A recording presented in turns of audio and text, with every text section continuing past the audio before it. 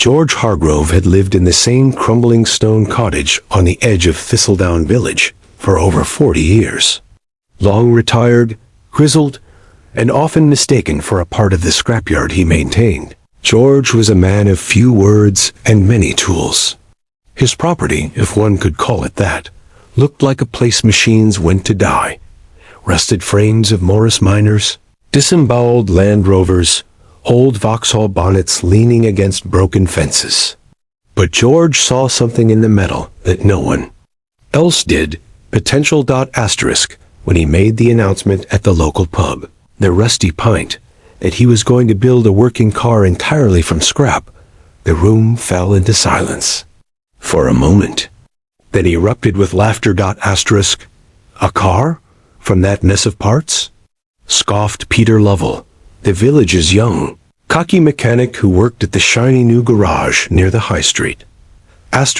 George, mate, you should stick to fixing clocks and toasters, added Barbara, the pub's barkeep, handing him his pint.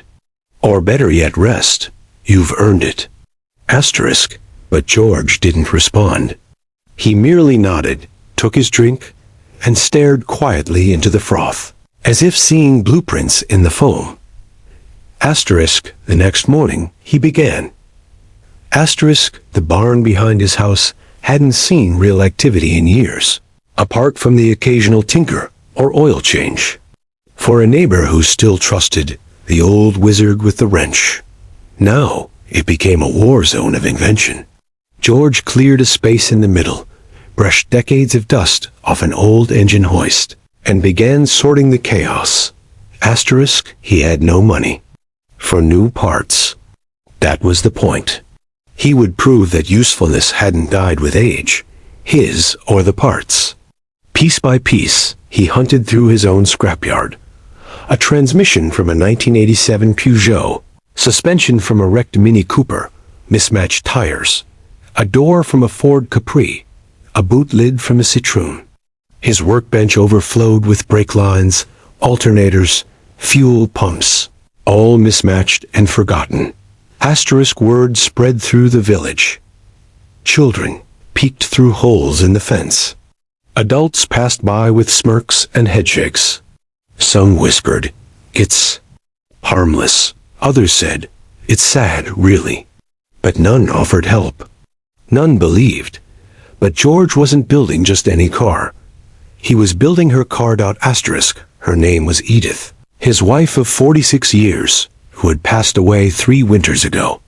In their younger days, they planned to travel through the countryside in a little car of their own design, not fast, not flashy, but entirely theirs. That dream had died with her. Or so everyone thought.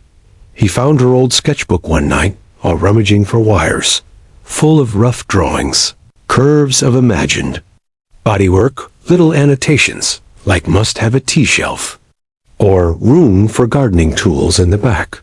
George's eyes misted over. He hadn't cried at her funeral, not once. But holding that book made the grief fresh again, and gave him a reason. He worked from sunup to sundown. His fingers bled from stripped bolts and rusted screws. His knees cracked every time he knelt, and the cold crept into his bones. But he kept going. Every Sunday, the jeers returned. "Has it flown yet, George? When's the maiden voyage? You'll be the first man to build a car that dies before the engine." Still, he worked. The car took shape slowly. He had no frame to match the engine perfectly, so he built a custom one from scraps of scaffolding poles and angle iron. The body panels didn't align, so he bolted and welded them at strange angles until they formed a sort of patchwork armor. The bonnet was from an old fridge door. The steering wheel was originally a bicycle handlebar, bent into a circle. The seat was a worn leather armchair, cut down and bolted to the floor. But every bolt he turned felt like turning back time. On a stormy Thursday evening, George finally lowered the engine into place. It was a Frankenstein's monster of a motor, bits from 3 different vehicles, wired together with precision and desperation. He connected the last hose, wiped his hands on his jumpsuit, and stepped back.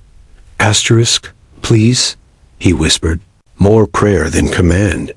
Asterisk, he twisted the ignition knob, a salvaged washing machine dial, and the engine gave a low cough. Nothing. He tried again. Cough. Clatter. Sputter.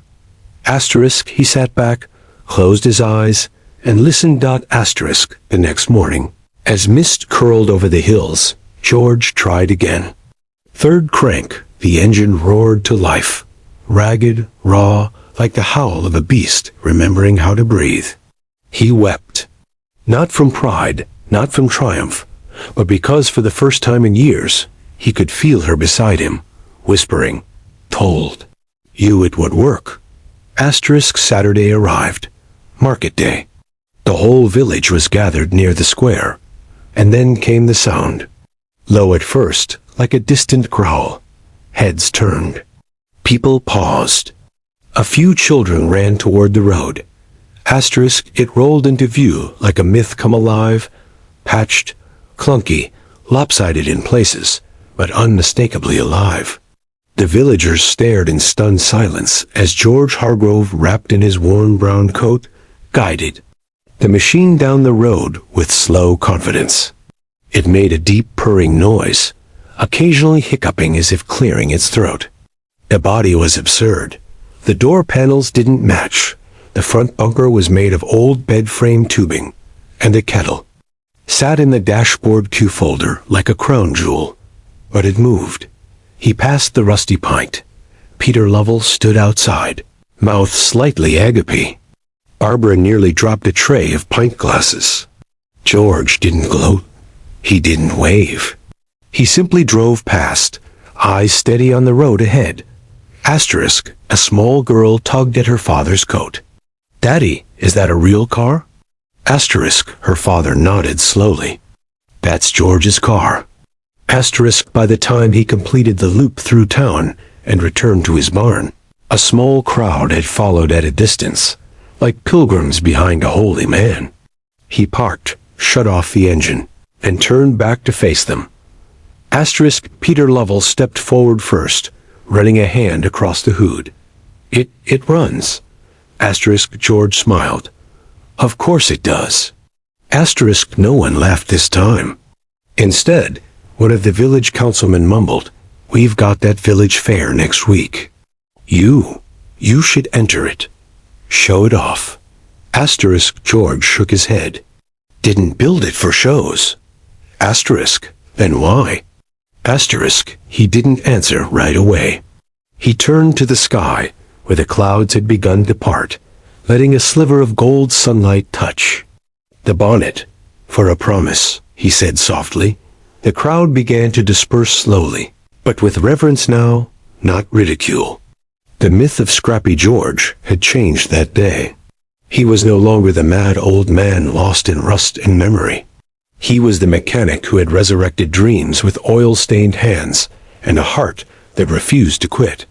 Asterisk, and every morning after that, the sound of the engine echoed through the village like a heartbeat, not just of a car, but of a life rebuilt from scraps, defiant and beautiful in its imperfection.